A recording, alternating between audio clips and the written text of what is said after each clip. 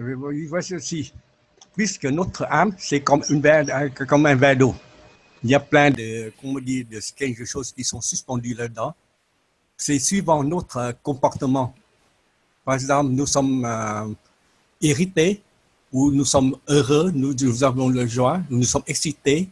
Alors, il y a des éléments rouges, roses et bleus comme ça.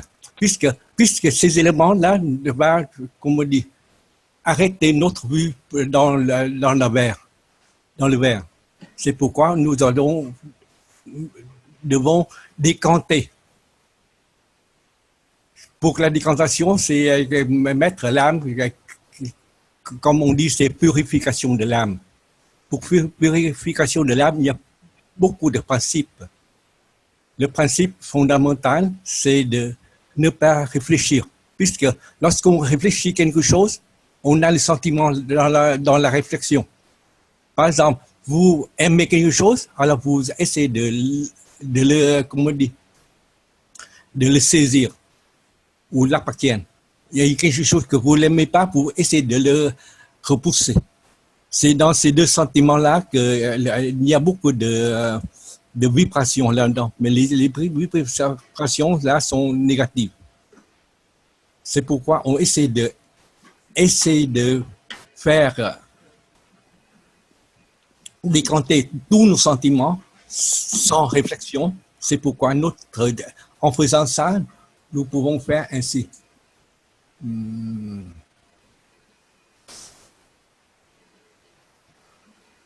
Par exemple, ici, les suspensions dans l'eau, on essaie de les mettre de plus en plus bas, de plus en plus bas. C'est en devant plus en plus bas, c'est vous pouvez contrôler la purification de votre âme. C'est en purification de votre âme, votre vibration monte directement.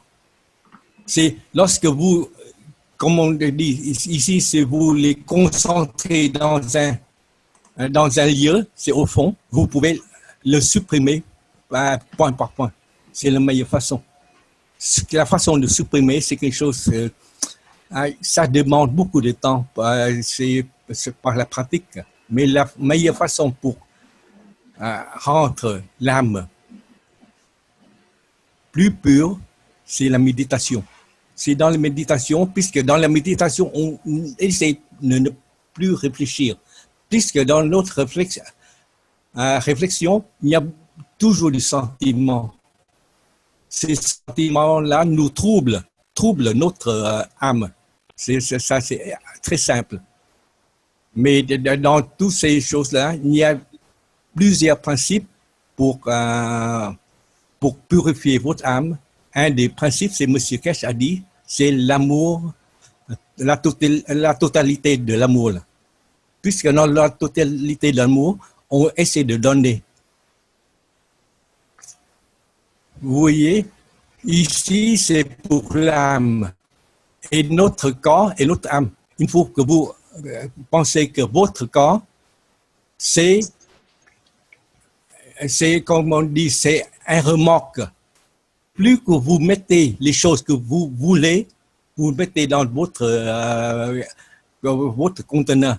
C'est vous qui traînez ce conteneur-là. C'est pourquoi, plus que vous aimez ou vous détestez quelque chose, vous mettez dans votre conteneur.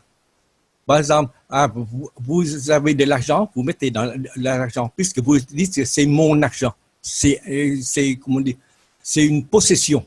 C'est ma femme. Vous mettez la femme là-dedans. Vous mettez la maison, c'est ma maison. Et tout ça, c'est appartient à moi. C'est pourquoi plus que votre possession est plus grande, vous tirez votre vie plus lourd. C'est tout. C'est pourquoi M. Kess dit, avoir de l'amour totalité, c'est de donner. Donner, plus que vous donnez, vous enlevez de votre conteneur ce que vous n'avez pas besoin. Et vous recevrez tout ce que vous avez besoin. C'est la façon la plus rapide pour purifier votre âme. Voilà, à mon avis, puisque ces principes-là, j'ai appris d'une façon très, comment dire, très respectueux de Bouddha, puisque Bouddha, beaucoup de gens disent que Bouddha c'est une religion. Non, Bouddha est un homme. Il a purifié son âme en tant que il ne sait pas qu'est-ce que c'est le plasma, mais en contrôlant son âme, il a purifié. Lorsqu'il purifie, son âme devient de plus en plus léger, il peut faire des ascensions et tout ça. Tout ça, c'est à vous d'apprendre, si vous en voulez. C'est ce que je peux vous dire aujourd'hui sur ça. Et la deuxième chose que je voulais partager, c'est la façon de regarder le neutron, l'apparition du neutron, du proton et de l'électron. Monsieur Keshe a très bien expliqué, mais j'ai compris de ma façon et j'essaie de vous présenter de ma façon. Voilà. Puisque au premier moment de l'univers, c'est le vide, il n'y a rien. C'est dans ce vide-là, il y a une chose qui apparaît, mais M. Keshe a très bien dit, c'est le trou noir, c'est le point noir, c'est le centre. Puisque dans l'univers, il y a un centre. Puisque dans ce centre-là, ça commence à apparition de la matière. Par exemple, dans ce fond-là, c'est une vide, mais il y a une première apparition, c'est le neutron, c'est la matière du neutron. Puisque le neutron lui-même, c'est un plasma, puisque si vous regardez le neutron, c'est comme un plasma, vous verrez que dans ce neutron-là, il y a un vortex, puisque le vortex, il y a un centre, que M. Keshe a souvent répété, tous les plasmas ont un centre, c'est le centre du vortex. Dans ce centre, on comprend à apprendre à trouver le centre-là, c'est le vide. Mais dans ce vide-là, il y a un point noir. Ce point noir, c'est le commencement de la création de la matière dans tous les autres. C'est pourquoi M. Keshe, lorsqu'il répète, il nous apprend sur le neutron, il dit il y a le centre. Mais il n'a pas dit que ce centre-là, c'est le centre du vortex. Et deuxièmement, dans ce centre-là, c'est dans le vide. Dans ce vide-là, il y a un trou noir. C'est dans ce trou noir que l'univers commence à donner de la matière. Alors, suivant ça, je fais le deuxième. Ici, c'est... avant de préparer ça, je fais... dans ce trou noir, ça commence à donner une deuxième matière. La deuxième matière, c'est l'électron. Puisque le proton, il crée l'électron. Lorsque l'électron sort du proton, ce proton-là n'est plus... Ce neutron-là n'est plus le neutron, il devient le proton. Vous voyez, lorsque vous comprenez de cette façon-là, c'est-à-dire que cet électron-là, il se déplace, il reste un espace libre. Dans cet espace libre, il y a un trou noir aussi. C'est ainsi qu'on a le proton, puisque ce proton-là est aussi un plasma. Ainsi, je vous interprète la suite, puisque j'ai présenté le neutron, la formation de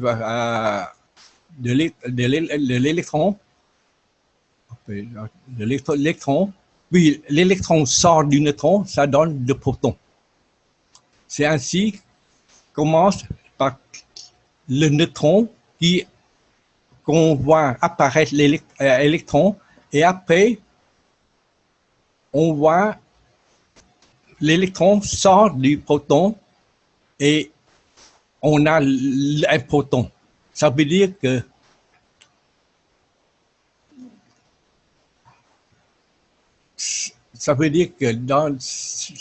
dans cette interprétation-là, on voit que le proton donne ce neutron-là donne un proton et donne un électron. Et puisque dans le proton et dans l'électron, il y a le point noir, ça veut dire le trou noir. C'est le trou noir qui commence à créer une deuxième apparition de la matière. Il donne deux protons. Il donne ici un proton et après ici un proton. Ça veut dire que ici, ce proton-là donne un neutron et ce électron-là donne un neutron. C'est ainsi de suite, ça multiplie et ça multiplie. C'est ainsi que je comprends que ce que M. Kess dit. J'essaie d'expliquer d'une façon très simple pour que si on saisit le point noir, ça veut dire le trou noir, c'est le trou noir qui va créer la matière. Puisque M. Kess dit, c'est l'électron qui est notre âme. C'est notre âme qui a le pouvoir de créer la matière. Vous voyez? Puisque le proton, c'est notre corps. Puisque le neutron, c'est notre corps et notre âme. Et notre âme s'est libérée, c'est dans seulement ici, c'est le corps physicalité, c'est le corps physique de l'homme. Et ce corps physique de l'homme crée la suite et l'âme crée la suite. C'est l'électron qui crée la suite et c'est ainsi on donne de la matière pour l'univers. Merci. Ce que j'ai compris, j'essaie de présenter sous cette forme-là. Mais je ne sais pas, est-ce que c'est bon ou non? Vous pouvez... Oui, Nguyen, c'est bien. C'est bien. C'est bien, c'est préparé, c'est bien, c'est visualisé.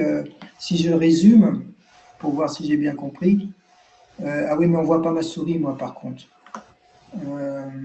Du neutron est éjecté un électron, du centre du neutron, le trou noir qui est créateur de la matière, est éjecté un électron d'un côté et un proton de l'autre côté.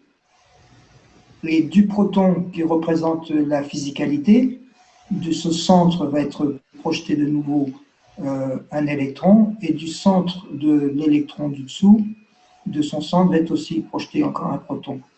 En bas, l'électron, c'est le chemin de l'âme, au-dessus, le proton, c'est le chemin de la physicalité. Oui.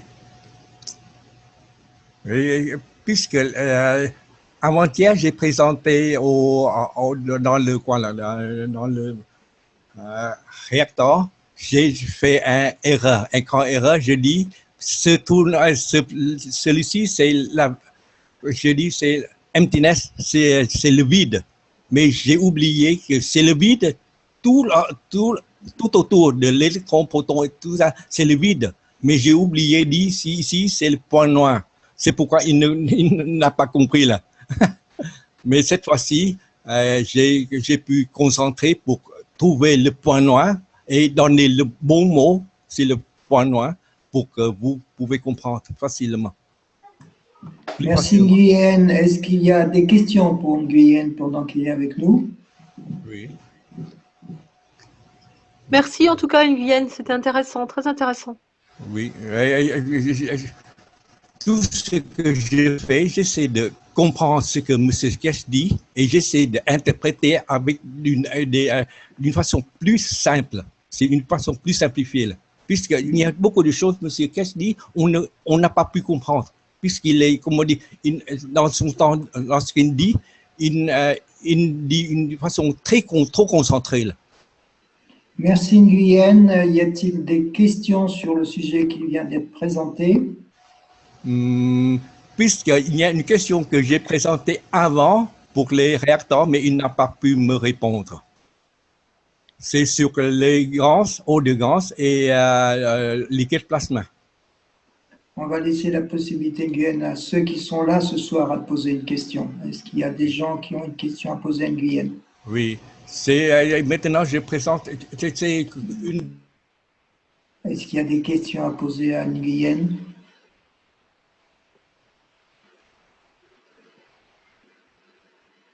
Ouais, moi, je veux bien, c'est Claude encore, hein, mais je veux bien, aujourd'hui, je suis les cours dans le cours au miracle, s'il y a des gens qui connaissent. Je trouve que tout, avec ces électrons, les protons et tout ça, c'est comment le voir que on change, on charge notre âme, on utilise l'esprit, on utilise le corps, tout ça. Comment, oui, il faudrait que ça puisse aller un peu plus loin pour que ça nous amène les informations dans l'expérience au quotidien. Voilà, c'est tout ce que j'ai à dire.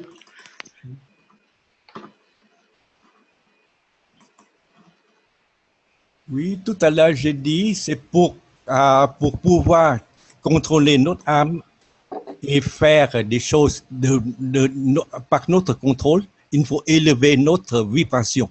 C'est en élevant notre vibration, nous sommes, comment dire, maîtres de notre âme et nous pouvons le diriger. Oui, nous avons bien compris ça, Nguyen. Merci, merci. Est-ce qu'il y a d'autres propositions de partage de connaissances? Oui, je vais peut-être répondre à Rameau qui avait mis une. J'ai lu son commentaire quand elle montre sa coupe de vie où elle disait est-ce que le plasma est intelligent? Alors, j'ai une jeune dame qui est venue chez moi et qui, en fait, est une personne sensitive, c'est-à-dire qu'avec ses mains, elle peut détecter les champs. Les champs, c'est des vibrations, en fait, et donc elle sent les vibrations de chaque objet sur Terre ou ailleurs, chaque personne, chaque plante, chaque caillou, chaque meuble, chaque verre d'eau émet une vibration. Et cette personne, donc, détectait les vibrations avec ses mains. Elle avait la possibilité de les sentir. On appelle ça des sensitifs. On a fait une expérience avec une bouteille. Alors, je ne me rappelle plus si c'était de l'eau de Ganse, du Ganse, je ne sais plus ce que c'était. On va dire que c'était du plasma. Elle a mis ses mains autour de la bouteille, donc le champ était assez faible sur cette bouteille-là. Et on a demandé à la bouteille, en fait, d'expanser son champ. Et à sa grande surprise, parce qu'elle n'a pas l'habitude de ça, elle sait détecter les champs, mais elle ne savait pas quelque chose qui n'est pas debout sur des pattes ou vivant avec une compréhension, une conscience, voilà, c'est que le Ganse a effectivement, le plasma a augmenté son champ. À sa grande surprise, ses mains se sont donc décollées de la bouteille.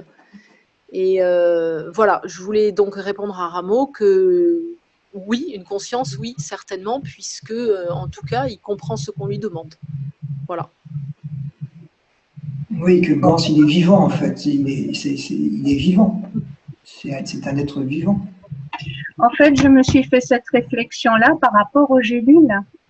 Parce que du fait que j'avais mis une petite gélule qui était vidée de son information avec une gélule qui avait encore là, qui était toute neuve, qui avait toute son information, ah ben, l'une a passé l'information à l'autre.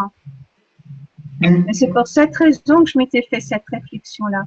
Mais en même temps, je pense que nous vivons une période tout à fait de changement, tout à fait particulière.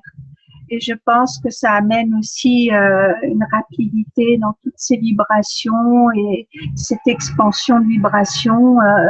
Tout ça, c'est, disons, ça s'inscrit aussi dans une globalité, dans un ensemble d'énergie qui nous arrive à l'heure actuelle et qui nous permet de faire cela.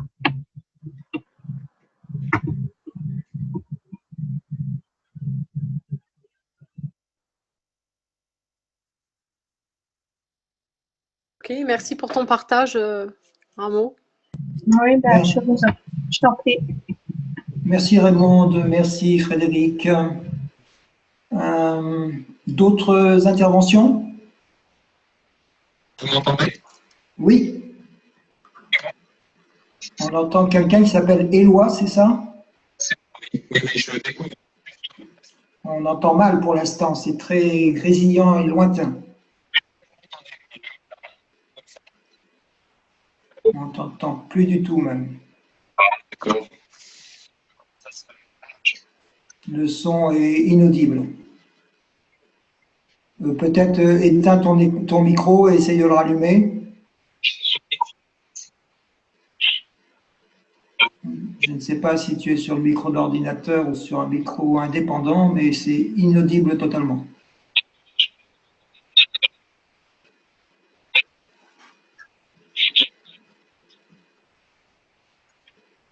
Attends, je vais te le couper, te le remettre pour voir si ça change quelque chose. Donc, Eloi, je réactive. Vas-y, réessaye.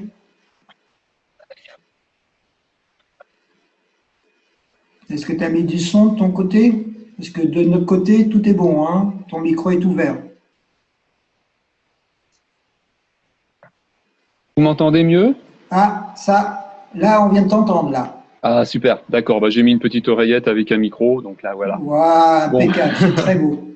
Allez, à Bon. toi. Oui, bonsoir à tous et Bonsoir. toutes. Je découvre donc votre espace d'échange.